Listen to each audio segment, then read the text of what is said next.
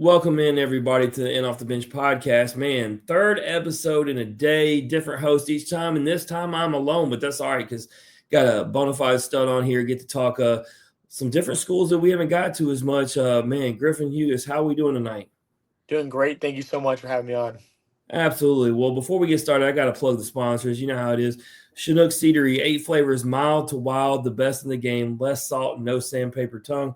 If you want a combination to try, cinnamon toast and barbecue. We call it the smoking toast. It's elite. And speaking of elite, Jesus One apparel. Man, Griffin, I got to see you wearing it. Man, the Miami colors, you can't go wrong. John 16:33, empowering young men and women to express their faith. And last but not least, Old Dominic Distillery in the heart of downtown Memphis. Griffin, I'm going to start there, man. I got to see you guys, you and Daniel, in the post-game interview wearing the shirts, man. It's really cool to see y'all to wear those on that, platform. Talk about just the opportunity to get to wear that shirt.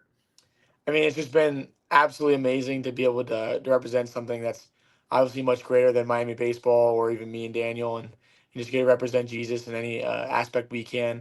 It was something that me and Brian Walters have been doing behind the scenes a little bit with Jesus One, trying to get it set up so we can get some Miami colors, and we made it happen. And it was pretty awesome working with Matt Palmer. Obviously, he helps run that all. I'm pretty sure you know him, and Yeah. just getting it all handled. And I mean, just getting to bring that to Miami baseball and having that associate with Miami baseball is more important than anything you can do.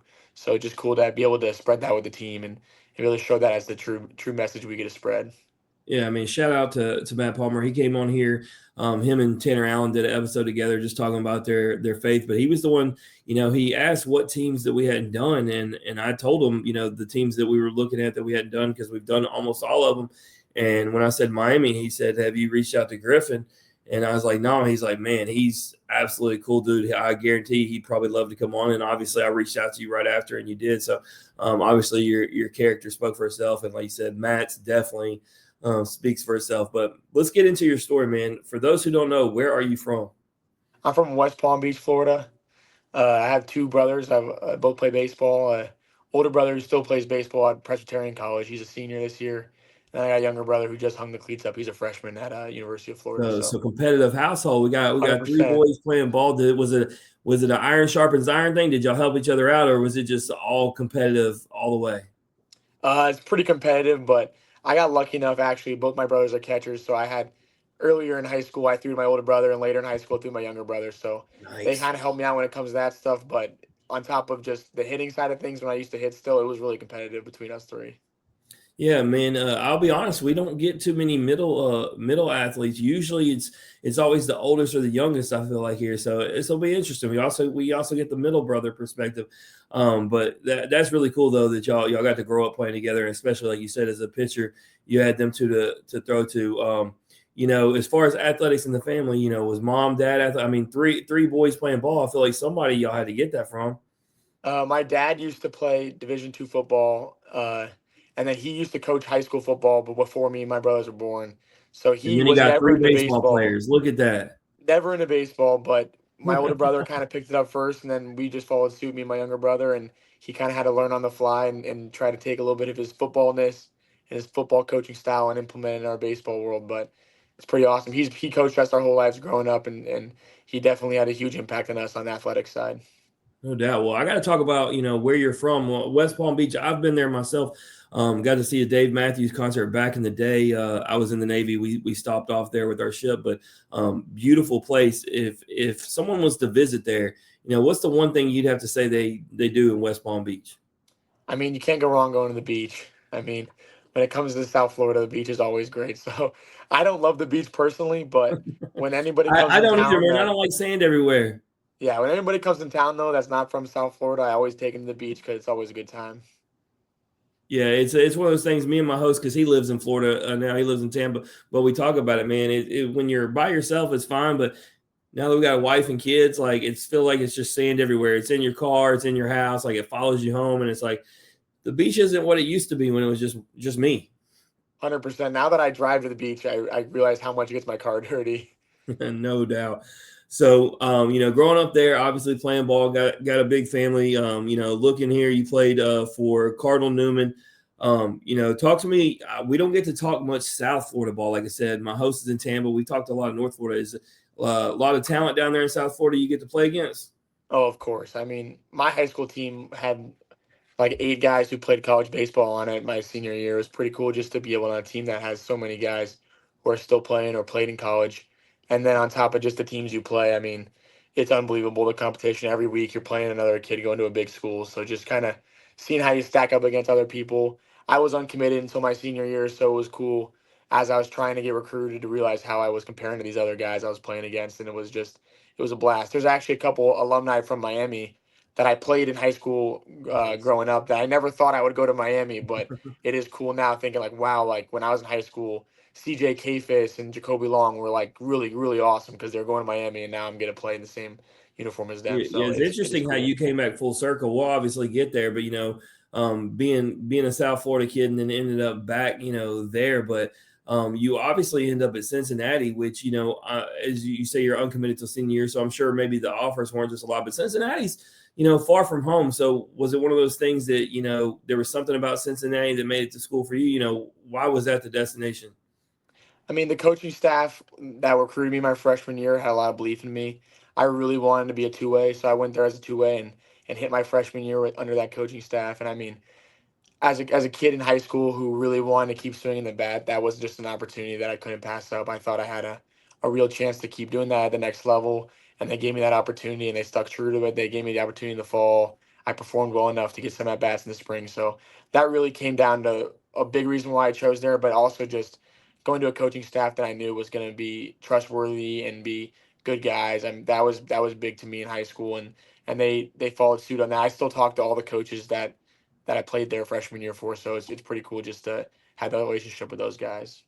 Yeah, I mean, we talked about it right before the show that Cincinnati, man, it's one of those teams that's it's starting to get a little more love. It's a good team year in and year out, and they've had enough big time wins this year. I feel like people are realizing that Cincinnati's a program to sleep on. I told you we had Griffin Merritt on the show, and then I joined JP on his Road to Omaha podcast, and obviously he played at Cincinnati, so very familiar. But talking about your time there, the first thing I want to know is it's always a change from high school to college baseball. What would you say in that first year was the biggest thing that you learned personally? Definitely failure.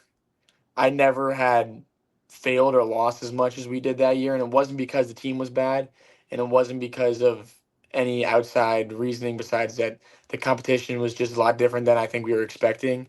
We had a lot of freshmen that played my freshman year, and I think we all failed together in that kind of way, and it really showed.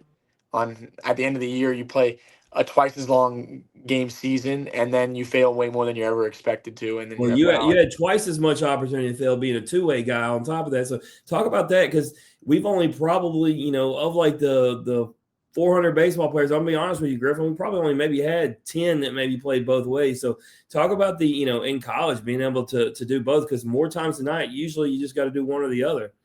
it was a lot of ups and downs. My freshman year, we opened up our first series of the year is at Georgia State. We go down there Friday night. I'm in the bullpen. They take me on. I'm the second guy out of the bullpen. We got runners on base. First pitch I ever throw in college is a home run, given up to another freshman. I'm like, wow, this sucks. Well, welcome to college baseball. Exactly. And man, that was a roller coaster of emotion. Like, wow, I'm gonna go in my first college game, the first game of the year. Like, I know how lucky I am because I have an older brother who played in college. That doesn't just happen. You don't just get to play your first game as a freshman. So I Right. was lucky enough to get in, and then boom, first pitch homer. That really sucked. I got lucky I'd enough. rather get it out of the way because if you have a lot of success early, then the bar is set so high, and then the pressure builds. You know what? You get it out there, and they're like, "All right, well, we got to see what this kid's about. Maybe he ain't there yet." I got it. The lucky thing was I got to work down from like a 68 ERA after the first day. So every day I It threw only after can that, go my up from ERA looked here. better. Yeah, I got lucky enough to I got a hit in the next 2 games of the series, and I hit my first college homer on the Sunday of that weekend. I was like, man, this is the greatest thing ever. So I went from the lowest of lows to hitting a homer, and I was The like, the wow, this fans is were like, amazing. "Hey, man, maybe this guy should just hit." I'm seeing him hit bombs, and he's giving up bombs pitching. But one of the coolest things I ever saw, Jack Brannigan, who came on this show from Notre Dame. I watched him go from third base, little league style, straight to the mound, and I thought I would never see something like that. And the fact that he was actually able to pitch successfully and hit successfully in the same game, because you brought that up, well, it's just wild. It's an anomaly for sure. Shohei Ohtani's don't grow on trees. Yeah, some of those stories are crazy. I got that game actually that hit the homer. I got the save on the mound after playing third, Nice. which was not something I did often. I wouldn't put myself in a conversation with guys who are going to Notre Dame and doing that. That was Well, I'll tell you a story that I haven't told in 5 years on this show. I got to tell. We started this show. Our first guest was Cameron James from Mississippi State. But the reason I became a fan of his in high school, which ended up me following him to college, was in a high school game. Man, he had the worst first inning, Griffin. He gave up 4 runs. Now, part of it started raining hard and they didn't call it. And, he said, I'll make no excuses, but he did say he had trouble gripping the ball. But I tell you what, he was the leadoff batter, so he gives up 4 runs. He ends up hitting a leadoff home run right there, but he ended up tallying 5 RBIs in that game. They ended up winning the game 6-5, and I was like, man, sign me up for a guy who went and got all the runs back. And he didn't just pitch that in 1 inning. He ended up pitching 5 innings and gave up no more runs. So it's like, I'm a fan of guys who can do it both ways. But to do it at the next level, obviously you just did it freshman year, but it's so hard at the collegiate level. Even Paul Skeens came on here and said the reason he quit hitting was because his pitching got so much better when he didn't have to do both. Yeah, I mean, I can definitely see that in the last 2 years where I've put the bat down. Like, the ability to make strides pitching wise is so much greater. I think, especially for two ways in college, the guys I play with who've done both, you kind of just got to put pitching aside and just use it when you need to. You don't get to practice the same way as all the other pitchers do, and you're not really as honed in on your craft, and you kind of work on hitting more because it is a little more structured at practice to work on your hitting. And then you get in a game and you're trying to pitch at the same level all these other guys are, and it's a lot different. So I definitely can see now that I've stopped hitting, like, wow, what I was missing out on now that I'm just pitching. So it's pretty Well, cool. it's working out for you because you're obviously having success. We'll get there. We got to talk about the second year. You did have a AAC all freshman team, which definitely want to note. But second year, pitched 12 games out of the bullpen, made 1 start. So you're a starter now. Shows that worked, but you were still coming out of the bullpen. For you now, looking back at last year, seeing how you are now, is it harder or easier for you, coming out of the bullpen versus being a starter? I just love any opportunity I get to pitch. And last year, I was excited. We had a new coaching staff then I did my freshman year, and they wanted me just to pitch. And then as the year went on, that my role in the bullpen grew and grew, and I was so pumped at the end of the year. They would give me the ball and so many big opportunities. It was a lot of fun. But I knew that when I went into the portal, I really wanted to be a starter again, but I didn't know what that would be or where it was going to be. And One of your last games, though, I was looking at it in timeline and saying, I mean, the 4 2/3 against UCF in the tournaments where you showed, okay, hey, this guy can go the distance and start. Obviously, you had some starts, but anytime a guy can come in long relief like that, usually it tells you it's the kind of guy that you need to give an opportunity to be a starter. And I've seen it with so many guys. They started in the bullpen and then they started working more and more innings, and the next thing you know, you find them starting on a Sunday, and it just takes off from there. yeah, that's the hard thing is sometimes is when you have a little bit of success out of the bullpen, people want to leave you there because it's hard to find bullpen arms who can succeed. And I've ran into that issue a little bit this summer. I threw only out of the bullpen in the Cape Cod League, and I had to keep telling my coaches at Miami when I got here, like, no, trust me, I'm going to be a starter. I can start. But they just saw so much of me coming out of the bullpen and having some success that it was hard for them to kind of wrap their mind around me being a starter. But thankfully, they gave me the opportunity, and I hope it's worked out so far. But I definitely love throwing on the bullpen too. It's such a different experience throwing the bullpen. I mean, the moments are so big. Every out is so important, so much more important than really a start feels. So it is a blast. So I do miss that kind of aspect of it, but starting does give you a little more structure, which is nice. You gotta have that killer instinct out of the bullpen. But you brought that scenario up, and last year it was killing me. As an LSU fan, I kept wanting Griffin Herring to be a starter, but they had him coming in after Luke Holman every Friday, and it was just a perfect combination. You were basically guaranteeing that first win in every series. So Jay Johnson didn't want to mess with it, and we didn't really have a Sunday starter. So it's like, hey man, this guy's a starter, but you know how it is. If you can lock up one game in a series, the coach really just doesn't want to mess with it. And he got a guy out of the bullpen who he can come in, 2, 3, 4 innings, whatever is being asked of him. So I get it. And every coach has got to play the hand they're dealt. And so when you come to Miami, obviously there may be more opportunity. But I got to ask about the change from Cincinnati to Miami. Obviously you talked about your time there. You enjoy Cincinnati. You clearly love it. We know it's quality baseball, but you end up at Miami. Why did you end up deciding to come, back home full circle? Well, once I entered the transfer portal, I knew that I wanted to go back to a coaching staff that really wanted me, recruited me. Playing for Coach Bischel and his staff at Cincinnati my second year was a blast, and they treated me very well. But it is just different when a coaching staff recruits you. They have different aspirations for you, different goals for you.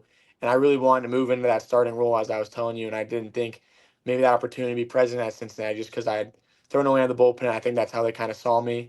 So I knew, hey, I want to go somewhere I can start, and there's going to be a coaching staff that believes in me. And Miami had 3 rotation spots open because all 3 of their arms got drafted. And I was like, man, that's a amazing opportunity once they called me. And on top of that, growing up in South Florida, everybody down here knows how good Miami baseball is. So it was like a no-brainer for me to be able to play in front of my parents every weekend, and on top of that, be in the elite baseball conference while on an elite team. So it was really exciting when they called. I was stunned. I They mean, called me. Miami is one of the blue bloods of college baseball. Like I get right now they play in a tough conference and they're not in Omaha like they used to be. But anybody who follows college baseball knows like Miami is a real deal program. Oh, I mean, I'm going my visit this summer, and I'm looking at they have stuff posted about going to 44 straight regionals, and I'm like, holy cow! Cincinnati has gone to one regional in 50 years, and it's like awesome for them, Man, which is why the it's so big. pressure that builds with if your back's against the wall and you Oh maybe be the yes, first team to not go to a regional. I that would was never last want to year's be on team that for them. team. That was last year's team for them. They broke the streak of 44 Oh, in a was row. it? So I didn't know they didn't make it. Because I know a couple years ago was when they had the Hurricane series when Ole Miss went there. That was crazy. They a lot of people believe that's why Ole Miss. It was crazy. They really shouldn't have been in. They were the last team in, and then they go to Miami, and Miami doesn't even get the home field advantage because they have all the changes. The crowd's not even there. That whole situation was crazy. But I forgot that they didn't make it last year. 64 teams sometimes gets overlooked, but now the pressure's off. With your team this year. But obviously the team is more than good enough for a regional. Y'all have had some huge upsets. But before I get into Miami, you brought up the Cape. I'd be remiss, man. Every guy that we've ever had on here just loves playing at the Cape. So I'm going to assume, man, you had a blast playing there. I mean, it was unbelievable.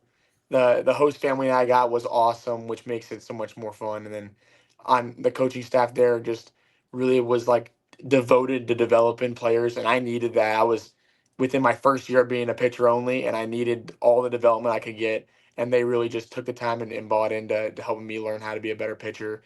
And the kind of pitcher I am last time this time last year, and at the end of the summer is night and day. What I learned, what I was throwing, how I understood how to throw. So just that opportunity alone, let alone playing with amazing players in front of awesome fans, just listening to those coaches every day, and getting to do it with like a stress free environment. It was Yeah, I think that's unbelievable the beauty of it. experience. I was right when you said stress free. I was going to go there. You get to go back to where it's a kids game and it's fun again because all the stress of winning a national championship isn't there anymore. Oh, it's a blast. It's super competitive. Obviously, there's only 10 teams there, and but eight of the teams make the playoffs. So as long as you win the games you should Don't be win, last. you make the playoffs. So we had a good run in the playoffs too. So that makes it a lot of fun because you never know how many times in your life you're going to get played for a championship. We So lost in the getting to championship pitch in the game, Cape but against guys that you don't normally get to play against. oh, Who would you feel like is the best hitter that you had to go against? uh, Or at least give me a couple if you don't want to narrow it to Drew, one. Drew Burris is always fun to play against because he can Take a always just ball. he can just hit any pitch you throw really hard at any part of the field. So that's always exciting. I got to face him again this year in season, which is a blast. It was Ethan Petrie's awesome because he can hit a moonshot off you if you miss a pitch. So And he guys was like hot. He that, was hot during the Cape. guys Because like we that had are him on always a right after. blast. We're like, what were you doing, man? I mean, all of a sudden you just went into the Cape and started ruining pitchers' days. Yeah, that's the most fun part about the Cape is you got these guys with crazy power like Nolan Schubert and Daniel Cuvée was on a different team who plays with me now. And you're just like, man, if I make a bad pitch here, I'm gonna be on every Instagram account in the country for a 450-foot bomb because those guys are You said Daniel legit. Cuvée, and I tell you what, I'm gonna get on Coach Bobby Miranda. He's a regular guest on the show. He calls him Covet. He don't even say his name right, and he actually broadcasts the game. I'm a little disappointed. We call them all kinds of different funny nicknames because every time we go to a different stadium, they call him something different. So it's always a blast to make fun of him because when you got a guy who's that good but that easy going, it's just fun to be on the same team as him because he just is fun to play with. No doubt. Well, so you get to play with all these guys, which is a good tester to get yourself as you go from Cincinnati to Miami, and you go there, and like you said, you find out you're not in the bullpen, you're going to be a starter, and you're having a lot of success, man. Just talk about how much fun you're having this season. Like you said, you're in a big time program against elite ACC talent week in and week out, and you're having success. So I know you're having a blast.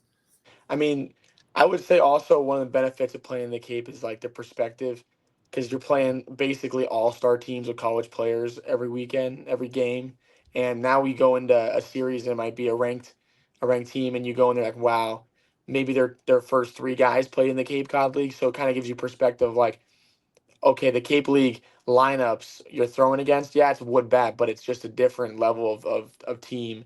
Even though colleges might have a good approach and a team approach, it does give you a little bit of a perspective and gives you a little more confidence when you need it when you're facing a good lineup. So kind of having that perspective helps because one of the Cape coaches always tells us like just think about your best game you've ever thrown, and that is how good of a pitcher you can be. So don't ever be worried. So I kind of just have that kind of perspective every week. We go into a different environment or against a different lineup that's stacked, and you just kind of keep it. Wow, if I just do what I can do, I know I can compete any time. And I mean, our offense has been electric in the last couple weeks. So it doesn't even matter how good I pitch. It feels like, and we're still gonna have a chance to win any game. So that always makes you feel Well, better as a pitcher. you got into I mean, I'm looking and you got some big wins, but man, probably when you look at it and you look at rankings, that one versus Florida State had to have felt good. My question for you, because I didn't get to see that one, was Arnold on the other side? Yes, sir. Yes, sir. That Yeah, was got the, that was a I blast. I mean got to play with that's the Arnold one. in That's high the one school. right there. I got to play with Arnold in high school on a travel team, so I'd known him for a while. So I was excited that we got matched up together just because it would be cool to play against him again and be on the mound at the same time. But he obviously is an unbelievable player, so getting a win against him obviously is something that's really fun, I especially when mean, it comes to really, you've had a really good season outside of Duke and UConn were really your only bad games. And we talked about that, right? Baseball's a game of failure. Not many guys are going to go through unscathed. But I mean, even when you look at some of these losing things, your ERA tells the story, right? Sometimes you got to have run support, and some days all days are different. But I mean, a really good year, 3.93 ERA. Definitely taking care of business. What's been obviously you brought up Florida State, but let's go outside of that. What's been your favorite? And it doesn't even necessarily mean because of your pitching. What's been your favorite series this year? uh, Boston College is pretty cool just because we got to play at Fenway on Sunday, and we Nice. swept the series. So both those things like combined just made it really fun, and that always is just a blast to get to play in a stadium like Fenway. So that was a Yeah, I blast. mean that's. I mean, we talk about playing in Omaha, and obviously that's for a national championship. But the TD Ameritrade or whatever it is, I mean, Charles Schwab now, like that don't touch Fenway. That's a whole different Yeah, that animal was for that was sure. unbelievable. And then Alex Cora, who's the manager of the Red Sox, he played for the Hurricanes back in the day. So he got us catered dinner, and we got to use the visitors clubhouse and stuff after because he hooked us up. So that was really just a sweet experience because you win three games and then you get to eat in the big league clubhouse and get on the plane after. So it felt like a big leaguer for the day a little bit. So that was obviously a lifetime experience. I never thought I was going to be able to play a game at Fenway, but that was Right. pretty Yeah. I mean awesome. that one is one you tell your kids about one day for sure. And then another cool series was we played Georgia Tech, and we made a deal with our pitching coach if we swept the series that he would dye his hair jet black, and he was like icy gray before. He was not a single bit of black left in his hair from when he was younger. But we ended up sweeping the series. I don't think he had any expectation of us doing that. Obviously, a big ranked series win for us, and we dyed his hair on Sunday in the locker room after the game. So that was really funny just to make him on Easter Sunday have to dye his hair jet black and have to go back to see his family after that was always something Hey, I'll you probably might tell my you kids might have about. helped him out. He might have looked extra cool in those pics. Who knows? We thought it was awesome. I don't think he thought it was as awesome as we did. So he digs the silver fox look. I get it. So you got Notre Dame upcoming this weekend. You can't take anybody for granted, but I think if you mash it up, obviously y'all should be able to win. And if you look at the positioning of where y'all are in the ACC, If y'all can take this series, it puts you in a good position going into the ACC tournament. So, what's the vibe like as a team? Is the team feeling really good about where they are? As a whole, record wise, going into this series and just where they're positioned in the ACC. 100%. I mean, we had some rough patches early in the year where we looked a little bit hopeless from the outside, but I think from the inside, we always had that kind of confidence that we were a really good team and we knew we could figure it out. I mean, we have like 33 new guys in the locker room from last year, which is just an unbelievable amount of new Which I people. think in this era of college baseball is going to be the norm no matter what. Yeah, definitely crazy. How the new NIL stuff and transfer portal stuff it is become more common, but I don't think our coaching staff or any of the players have ever experienced anything like that. So I think it I took us think a while to now kind is of gel. is a time more than ever, Griffin, where coaches are going to have to make their money because talent doesn't matter at the end of the day if you don't have chemistry, if you don't have guys giving 100%. And so it's going to be on coaches to be able to, establish that winning culture, right? Having guys buying in and coming in, giving 100%, working together as a team. And if you can do that, man, you can plug and play guys each year coming in like that. But if you don't have that set culture, man, you see some of these teams, they can have like last year to use a team, right? Ole Miss is doing great this year, but last year, for whatever reason, all those pieces came together, it wouldn't win. Now, if you look, all those guys, because I've interviewed every one of them, are winning at the teams they're at.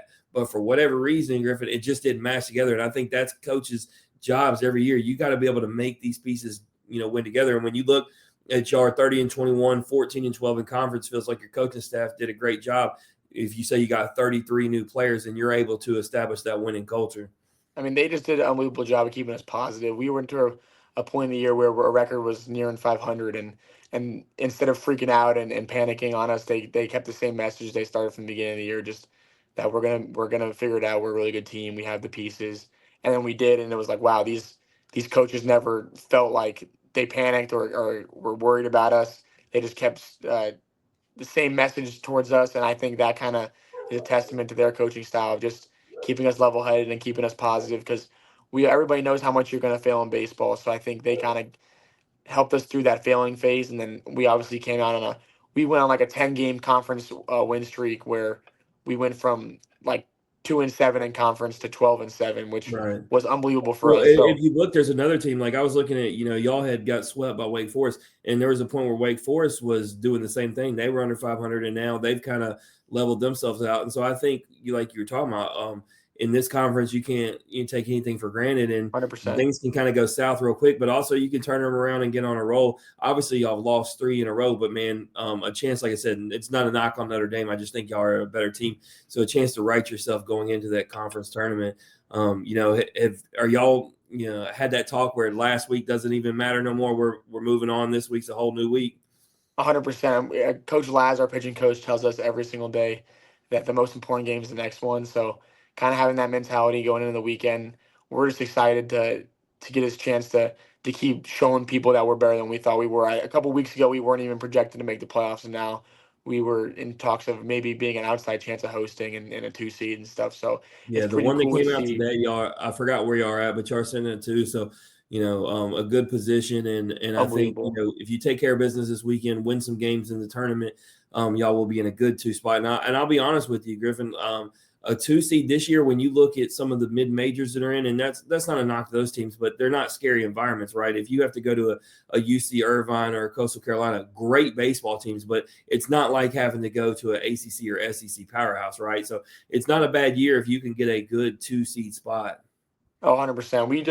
We're just pumped that we're showing everybody else around the country that we're as good as we know we are. And I think we are so far away from everybody else, and we're not really in that hot spot of like the South Carolina or the SEC conference where all the baseball is talked about so much because we're so far down in Florida that I think we kind of go unnoticed at sometimes, especially with some of the struggles that came earlier in the year and last year. That we're excited just to prove to everybody that we're for real and we're legit. So it's gonna be pretty cool to see how we shake up and where we get placed for the regional and just how everything finishes up because it's gonna be really fun for us. Well, I'm excited if y'all get placed anywhere close to here. Hopefully, I'll get a chance to go out there and watch you pitch. I usually, if it's anywhere in the South, I try to get to different places during the regional, take in multiple actions. So, As long as you're not like a 13-hour drive, because I drive everywhere. As long as you're not like a 13-hour drive, I try to find a way to come watch you pitch, Griffin. But man, I appreciate you take your time. You got time for a game before I cut you loose? 100%, 100%. All right, so the one we've been doing, we've been mixing it up, but it's blind ranking baseball movies. So you don't know the 5 movies I'm going to list. It's coming at you random. You're going to try to rank them, see if it ends up falling into place, or if you really mess this thing up because you didn't know what was coming. All right, I got it. All right, first one out the gate, Major League. I'm probably putting that my 1. I know it's early, and Sandlot. You probably gotta say Sandlot, and then I'm gonna feel like an idiot. Yeah, I am gonna say Sandlot, but it's funny if my host would have made it. So we are conflicting. I'm a Sandlot all the way guy. He is a Major League all the way guy. So you would have been his people. I think Major League's my favorite, so I'm putting it 1. All right, so we're not at Sandlot yet, but we got to go Field of Dreams next. I'll put it 4. All right, Rookie of the Year. 5. All right, Sandlot. 2. And then that leaves Moneyball. So would you have 3 left open? Yes, 3. That's Right, not bad. You probably feel pretty good. I think it worked out well for you because I was hoping that it was Moneyball and not Angels in the Outfield, because I'm not a big fan of Angels in the Outfield. No, but we were actually talking about that movie last episode because I told Caden Sorrell that I haven't seen it because he was talking about how he hadn't seen a lot of them since a little kid. And I said they were talking about it on TV the other day that a lot of the actors in that movie were actually famous.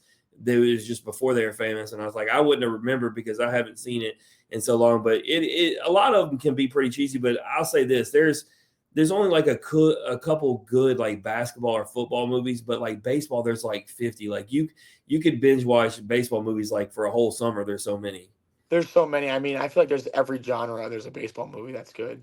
I mean, from Moneyball, which is like not even like a baseball movie, it's more like a drama that has baseball. But it's good to learn the analytics side and the story, right? You're learning 100%. a true story. There's a few things that they always take a little freedoms and bend them, but for the most part, a lot of truth to it. And I think the moment with Hattie Berg and hitting the home run, like they play that music, and they've actually used that music in other clips in current like college baseball, and it still kind of gives the goosebumps because you know it from that movie. 100%. I mean, it's an unbelievable movie. I think that's why baseball is so awesome. I think it just is truly is America's pastime. I think there's so much stuff when it comes to movies, TV shows, everything. I got in trouble earlier though, Griffin, because us having Ben Zobrist on earlier, I had the same list of movies. I didn't even create this list.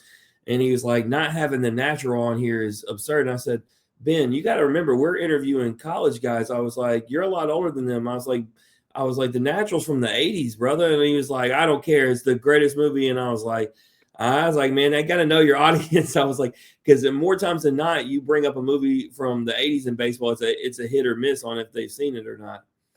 Yeah, I mean, I think anything Ben Zobrist says, I probably would just have to agree with him. That's a World Series MVP for a reason. That guy's awesome. Yeah, we got to graciously do that out of nowhere, and I got to actually. I was wearing my Jesus One hoodie this morning, and he made a reference of saying he needed one of those and started talking about it. He's very open with his faith, but it's really cool what he's doing right now. Doing mental health, he's an advocate for it. But one of the big things that I got from him today, Griffin, was he wasn't talking about necessarily when you're in the lows, but he was talking about when you're in the highs, because he said a lot of times you assume because guys are having success or whatever that everything's always all right, but you don't necessarily know what they're going through off the field or even within, the pressure that happens, because we were talking about Paul Skeens is somebody who hates having the spotlight on him, right? And he's the kind of guy that just wants to be left alone, and you see he's getting anything but. And I told him, I said, I don't have facts on this, but as somebody who knew him for years and interviewed him plenty of times, I can guarantee that he's probably pretty stressed out, even though it seems like his life's perfect, just because he wants to be left alone. He just wants to pitch the baseball. 100%. And that's something that when I do Bible study with different guys in the team, you're meeting them at so many different points, from maybe your ace pitcher or your closer to the guy who never gets in the game. So kind of understanding everybody's perspective and everybody's going through their own thing. I think that is a good point. Zobrist comes up with that. I think a lot of these big league guys, there's so much success because you're in the big leagues that they don't realize that it is a struggle and it is really hard. Yeah, and I mean, you never know what's going on at home, right? And that's one of those things that maybe baseball might be the outlet for them. They do that, but that doesn't mean when they come off that field that they're necessarily all right. And that's why it's always important to check on the people around you. And it's funny because you mentioned the highest guy to the lowest guy. We had Michael O'Brien from Mississippi State, and he's a guy that, just gets reps here and there, but he's a very vocal leader on their team. He leads Bible study just like you were talking about.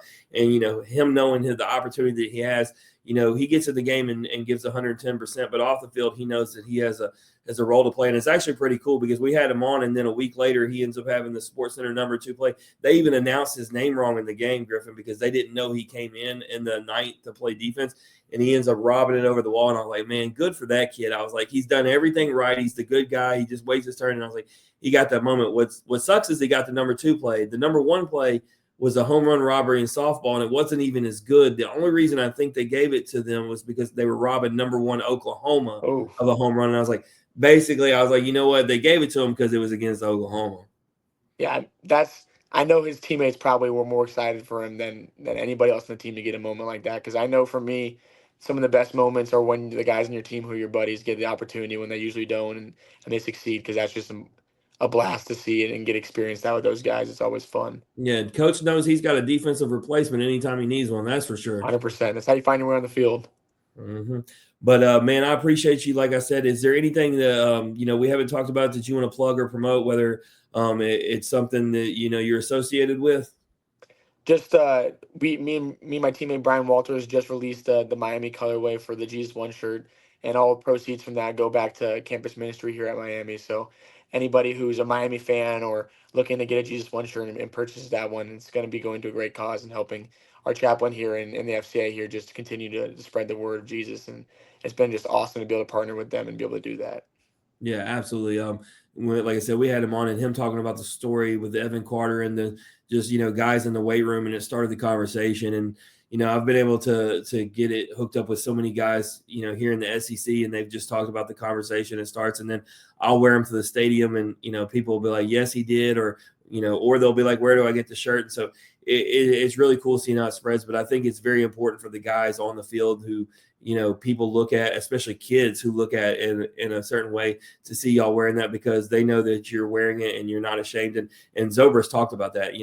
There was a day and age where you couldn't be open about that, 20 years ago. So really cool that y'all are able to do that and use your platform. And I got a Miami one on the way. Like I told you, I love the color. So when y'all launched that, I was already making an order, and I told Matt, I was like, I need a Miami XX in there, because that thing looks good. He said, I got it down. So I'll be wearing your shirt. And like I said, hopefully get to come watch y'all play and wear it out there.